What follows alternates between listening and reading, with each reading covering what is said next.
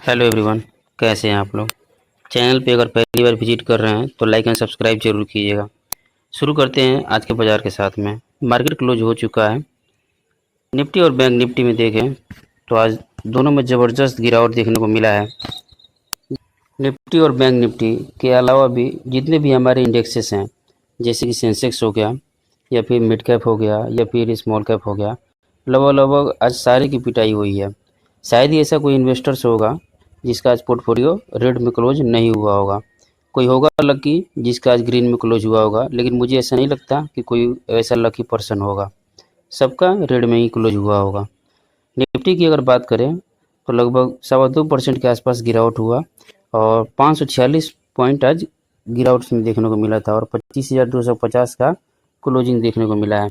वहीं bank Nifty की बात करें, ऑलमोस्ट 2% की गिरावट के साथ में 1,077 पॉइंट टूट के 51,845 का क्लोजिंग बैंक निफ्टी ने दिया हुआ है। अगर इसका हम टेक्निकल की बात करें, निफ्टी के टेक्निकल को देख लेते हैं, तो इसमें हमने बात किया था कि निफ्टी पिछले कुछ दिनों से एक चैनल में ऊपर की तरफ निकल रहा था, लेकिन इसका अगर हमने मिडिल लाइन में एक ड्रॉ किया हुआ था लाइन, अभी की स्थिति देखें तो मिडिल लाइन के ऊपर ही अभी मार्केट ने आज अपना क्लोजिंग दिया हुआ है। अब इसको कल कैसे मार्केट रिएक्ट करता है, कल वो देखने वाली बात होगी।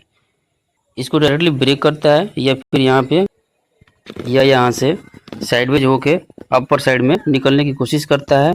या अगर आज की गिरावट की बात करें दोस्तों, कि आज की गिरावट के पीछे का रीज़न क्या है, क्या कारण था कि आज इतना बड़ा फॉल देखने को मिला है।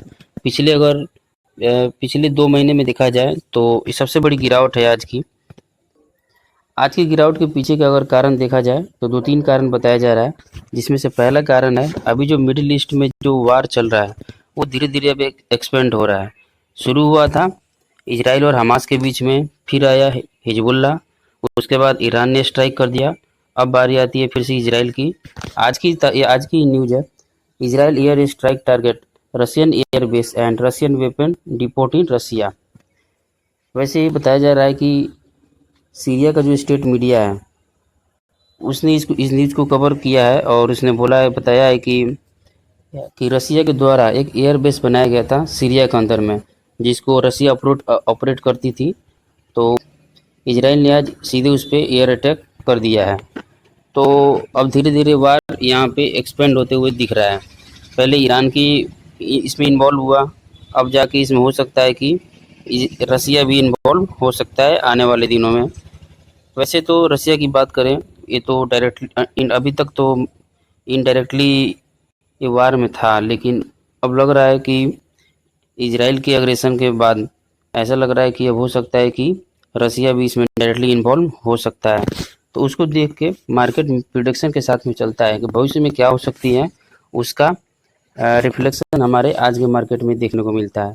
तो मार्केट ऐसा एक्सपेक्ट कर रही है कि हो सकता है कि आने वाले दिनों में जैसे कि मिडिल ईस्ट में टेंशन बढ़ते जा रहा है, हो ना हो इसका प्रभाव हमारे इकोनॉमी पर या फिर पूरे वर्ल्ड की इकोनॉमी पर देखने को मिल सकता है। उसी का रिफ्लेक्शन अभी के मार्केट में हमें देखने को मिल रहा है।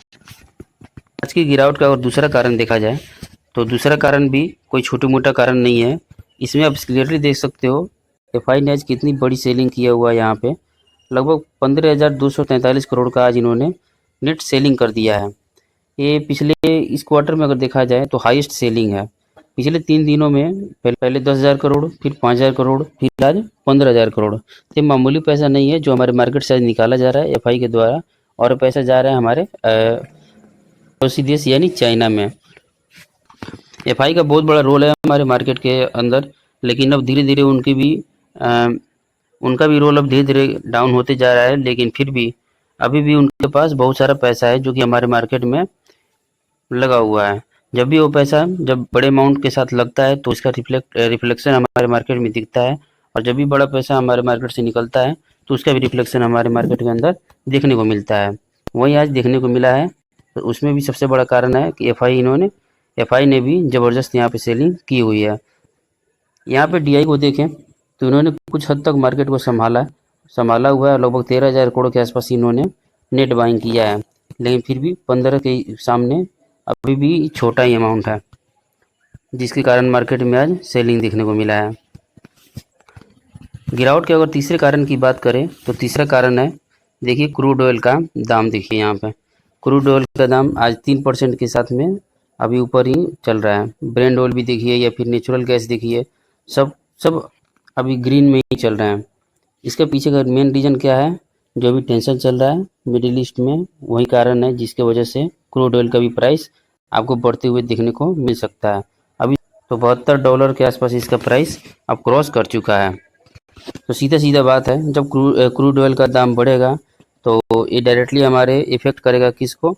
महंगाई को इफ़ेक्ट करेगा, और जिसके वजह से जो कंपनियों के जो प्रॉफिट है उनमें आपको गिरावट देखने को मिलेगी। उसी के कारण आज गिरावट भी हो रहा है। मार्केट के टेक्निकल को तो आज हमने देख लिया और कारण भी समझ लिया कि आज मार्केट गिरा है तो क्यों गिरा है। अब थोड़ा सा इसके वैल्यूएशन को भी बात कर लेते हैं कि निफ्टी के वैल्यूएशन का अभी क्या हाल चल रहा है। इसका भी वैल्यूएशन देखिए, ये पिछले दिन का ये मेरे पास 1 तारीख का ये पी रेशियो है, टाइम पे वैल्यूएशन कितना था? 24.25 था।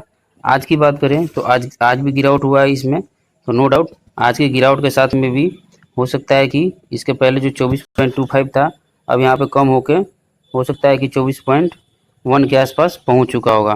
तो अगर वैल्यूएशन के हिसाब से भी देखा जाए तो मार्केट तो कुछ ज़्यादा ओवर वैल्यूड भी नहीं है।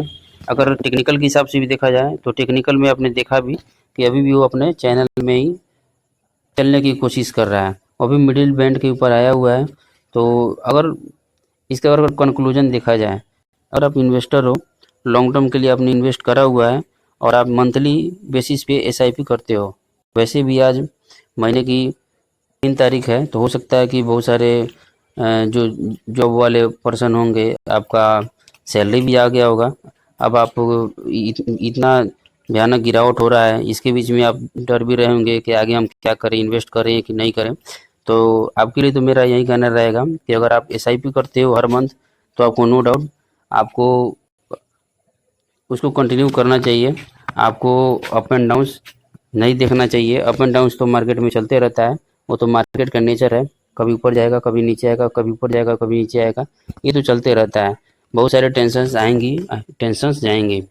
अगर क्लियरली देखा जाए मार्केट के ऊपर तो वैल्यूएशन के हिसाब से अभी तो मार्केट कोई ज़्यादा ऊपर वैल्यूड भी नहीं है। चार्ट के हिसाब से भी देखा जाए तो वो भी परफेक्ट है। तो अगर आप एसआईपी करते हो तो नो डाउट अपने एसआईपी को आप कंटिन्यू कीजिए। जो भी स्टॉक्स जिसको आपने अपने रडार पर रखा हुआ था तो हो सकता है कि वो अपने आपके प्राइस पे आ भी गया होगा, आप उसमें अपनी एंट्री बना सकते हो, उसमें कोई दिक्कत वाली बात नहीं है। अब रह गए कोई ऐसे इन्वेस्टर्स जो कि स्विंग में काम करते हैं या फिर शॉर्ट टर्म के लिए कोई एंट्री वगैरह बनाते हैं, तो उनके लिए क्या होगा कि उनको थोड़ा सा यहाँ पे वेट करने की ज़रूरत है कि अभी कैसे क्या चल रहा है। अभी देखना पड़ेगा कि बार कैसे आगे की तरफ बढ़ता है। हो सकता है कि नो डाउट अगर बार ज़्यादा बढ़ता है तो और भी ज़्यादा गिरावट आपको देखने को मिल सकता है यहाँ पे। तो मेरा सजेशन रहेगा कि थोड़ा सा वेट कीजिए और देखिए कि अभी क्या चल रहा है मार्केट के अंदर में, और मार्केट में फ्रेश पोजीशन बनाने से बचना होगा। तो आज के लिए इतना ही दोस्तों, मिलते हैं आपसे नेक्स्ट वीडियो में नेक्स्ट इन्फॉर्मेशन के साथ में। तब तक के लिए बाय बाय।